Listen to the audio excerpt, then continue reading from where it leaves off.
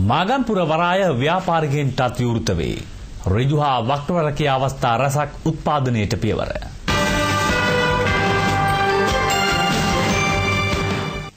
ප්‍රධාන ජාත්‍යන්තර මුහුදු වෙළඳාම් මාර්ගයේ ඉතා යෝග්‍ය මංසන්දියක ස්ථාපනය කරනු ලැබූ මාගම්පුර වරායට වැය කරන මුදල රුපියල් මිලියන 42,212කි. එහි ඉදිකිරීම ආරම්භ වූයේ 2008 වසරේ ජනවාරි මාසයේදී. පසුගිය වසරේ නොවැම්බර් මාස 18 වනදා වරායේ පළමු අදියර විවෘත කෙරින.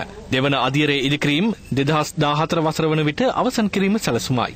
වරාය භූමියේ ව්‍යාපාර කටයුතු ආරම්භ කිරීම සඳහා සුදුසුකම් සපුරා ඇති ටෙන්ඩර්කරුවන්ට ටෙන්ඩර් ප්‍රදානයට රජය තීරණය කර තිබේ. ව්‍යාපෘතියේ පළමු අදියර යටතේ හඳුනාගත් ව්‍යාපාර කටයුතු වලට අනුව ව්‍යාපෘති සැලසුම ශ්‍රී ලංකා වරාය අධිකාරිය මගින් සකස් කර තිබේ. ඒ අනුව කර්මාන්ත ශාලා 3ක් ආරම්භ කිරීමට නියමිතයි. පෙට්‍රෝ රසායනික කම්හලක්, සීනි පිරපහදු කිරීමේ කර්මාන්ත ශාලාවක් සහ පොහොර සැකසීමේ කර්මාන්ත ශාලාවක් වරාය භූමිය තුළ ස්ථාපනය කිරීම සැලසුම වී තිබේ. රුහුණු මාගම්පුර වරායින් ඍජු හා වක්‍ර රැකියා අවස්ථා 50,000ක් පමණ උත්පාදනය කිරීම රජයේ අපේක්ෂාවයි.